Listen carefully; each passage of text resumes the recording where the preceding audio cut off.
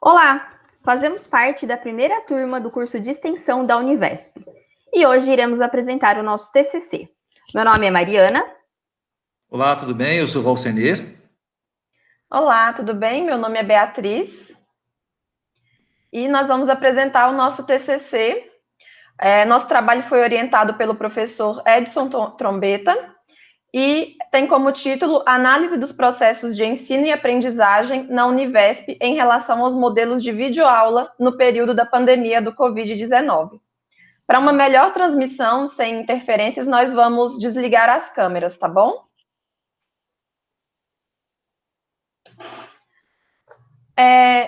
A educação à distância no Brasil teve seus primeiros registros no século XVIII, passando pela... Maria, a apresentação sumiu. É isso. Passando, então, pela era do correio, pela era da rádio e pela era da televisão. E hoje nós estamos na era da internet, né? Com tudo mais facilitado. Porém, em cada período foram acumulados certos erros e acertos, o que já era esperado, levando em conta que o nosso país sofre com problemas estruturais no campo educacional. Em dezembro de 96, foi sancionada a Lei de Diretrizes Básicas da Educação Nacional, que tem um artigo que dispõe que o poder público deverá incentivar o desenvolvimento e veiculação dos programas de EAD.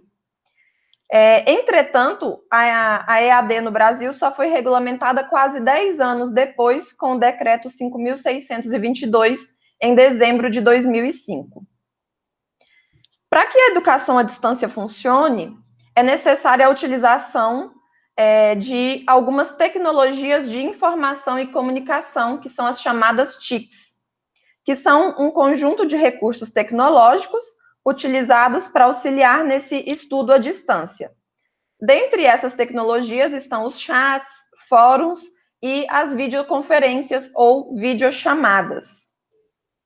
Essas videochamadas são consideradas um método síncrono, ou seja, em que ambas as partes, professores e alunos, conseguem interagir simultaneamente. E permite também que o professor possa apresentar gráficos, figuras, vídeos e slides, como nós estamos fazendo aqui agora, e o aluno, por sua vez, pode esclarecer suas dúvidas.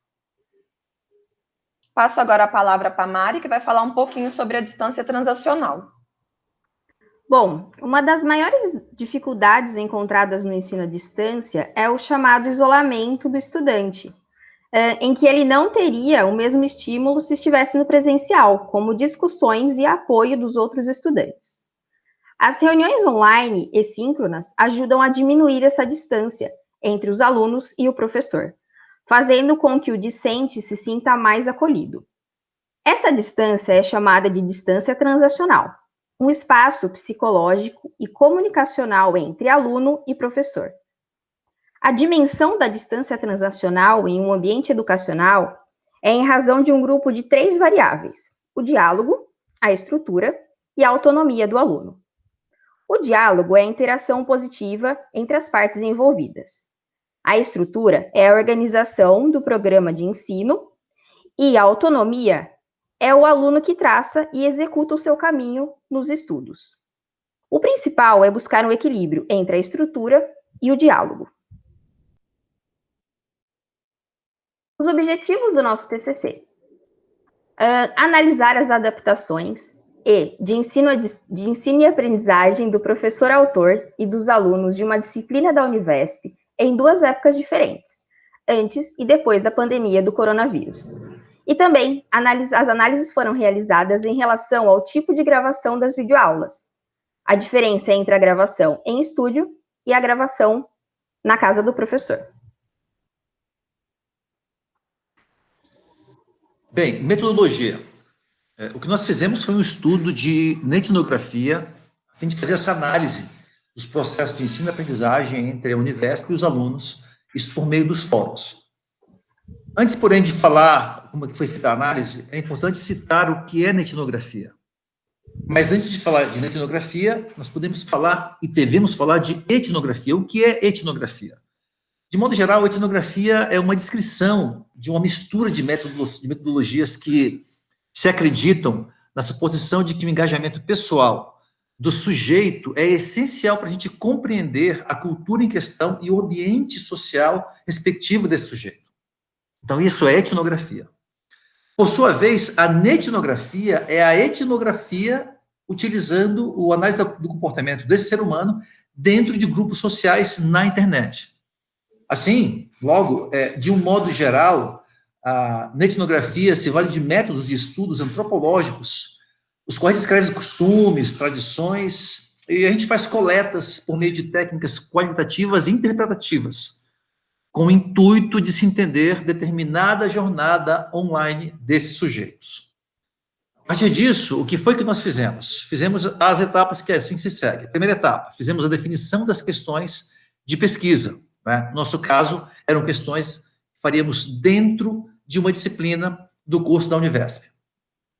A segunda etapa foi a identificação e a seleção dessa comunidade. Essa comunidade, no caso, foi a turma de pensamento computacional do curso da Univesp.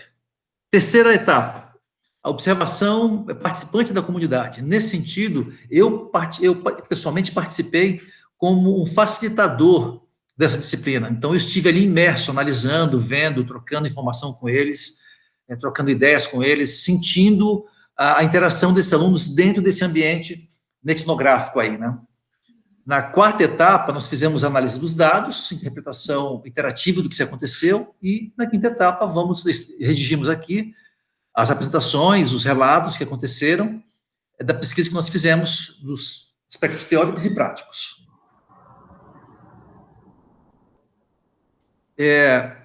Dentro dessa metodologia também, foi realizada uma análise do processo de ensino-aprendizagem pela visão do professor autor da disciplina, utilizando-se para isso de uma entrevista.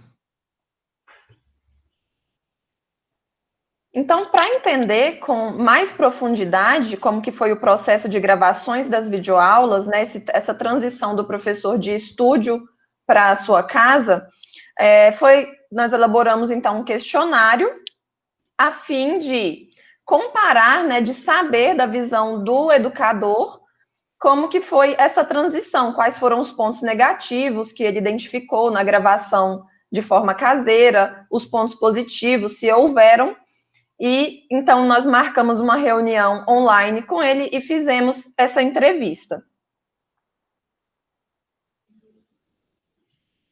Bom, então foi realizada uma análise etnográfica dos fóruns, e a disciplina que escolhemos para fazer essa análise foi Pensamento Computacional, que é um componente que pertence ao curso de Engenharia da Computação da Univesp. A escolha dessa disciplina foi feita pelo fato de haver muita interação dos alunos nos fóruns, tanto antes como durante a pandemia, momento em que ocorreu a mudança dos cenários das gravações das videoaulas. As análises foram realizadas através do comportamento dos alunos nos fóruns e divididas pelas semanas da disciplina. Separamos, então, as semanas em que as videoaulas foram gravadas em estúdio e de forma mais caseira. No total, foram 9 semanas, mas analisamos apenas 8, pois a última semana foi a semana de prova. Analisamos os conteúdos de forma quantitativa, focando nos comentários sobre os vídeos e as diferenças entre as interações das semanas, das aulas gravadas em estúdio e na casa do professor. Aqui, então, passamos para os resultados. Uma visão do professor. De acordo com a entrevista realizada com o professor, ele relata que teve alguns problemas com as aulas gravadas em sua casa, pois não havia uma estrutura adequada para essas gravações, como, por exemplo, o som, iluminação e a acústica. Apesar disso, ele relata que não houve alteração no conteúdo da disciplina. Análise dos fóruns. A análise foi feita, então, observou-se muita interação dos alunos quando analisamos os fóruns, algo não muito comum no ensino à distância, mas houve muita interação dos alunos. Houve muitas perguntas dos alunos em relação ao conteúdo da disciplina, mas poucas dúvidas em relação aos vídeos. Na tabela a seguir, então, é possível observar essa interação. Então, nós colocamos nessa tabela as semanas, como eu já havia explicado, 8 semanas, e o total de comentários dos alunos para cada semana. E colocamos também quais foram os comentários sobre os vídeos, né? Se houveram nessas semanas, e quais foram os tipos de comentário. É possível observar que na quinta semana houve 2 comentários a respeito de vídeos, porém não são comentários que disseram respeito se os vídeos eram bons ou ruins, apenas comentários sobre observar os vídeos e assistir os vídeos.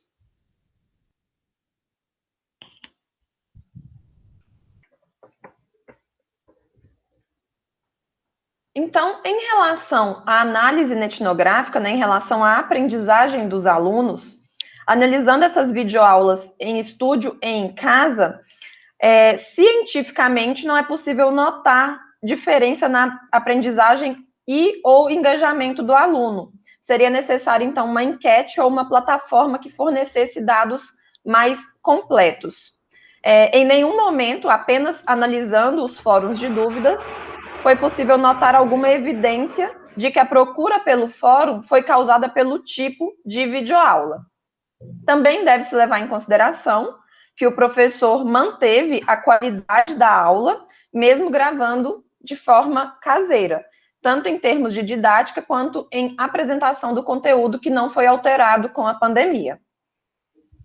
E em relação à visão do professor, né, em relação ao ensino, observa-se que ele apresentou certa dificuldade na mudança de cenário das gravações de videoaula, mas da forma de estrutura, né, que ele não tinha essa estrutura adequada em casa, como ele tinha em estúdios da Univesp. Então, a dificuldade foi mais em relação a questões técnicas, como isolamento acústico, que por vezes ele sofreu com interferências sonoras externas, em relação à preparação de um roteiro, né, que na Univesp ele já tinha tudo isso preparado, então ele só tinha que apresentar a sua aula. E em relação ao suporte técnico, que também de forma caseira ele não teve tanto apoio. Então, levando então todos esses pontos levantados e tomando como base de que a universidade, né, a Univesp, ela já é uma universidade em formato virtual, presume-se que os alunos já estão acostumados com o formato dos vídeos. Então, não sentindo tanta diferença na mudança apenas do cenário de gravação. Então, foi notado, então, que pelos alunos, em relação à qualidade, foi somente no audiovisual, considerando que os professores não contaram com o mesmo suporte de estúdio. Bem, assim, a partir das nossas análises, do que fizemos aí de etnografia e também da análise do questionário do professor, a que conclusões chegamos? Primeiro, que a mudança desse cenário de gravação das videoaulas não teve qualquer tipo de alteração no processo de ensino-aprendizagem do professor e os alunos, ok? E a segunda é que o professor autor não citou mudança em relação ao conteúdo da disciplina, apenas em relação à estrutura técnica das gravações, de forma que o conteúdo ficou intacto, mas apenas a apresentação audiovisual dessas aulas tiveram uma alteração que não repercutiu no processo e na qualidade do processo de ensino-aprendizagem. Ok? Esse foi o nosso trabalho. Nós vamos voltar aqui com as nossas câmeras para fazer o agradecimento final. Agradecemos a atenção, estamos à disposição para eventuais outras questões ou informações, e agradecemos por tudo que a Univesp nos possibilitou dentro desse processo de pesquisa, especificamente nessa disciplina. Estamos à disposição. Muito obrigado. Agradecer também nosso orientador, o Edson Trombeta, por todo o apoio dado a nós durante todo o semestre. Muito obrigada. Com certeza.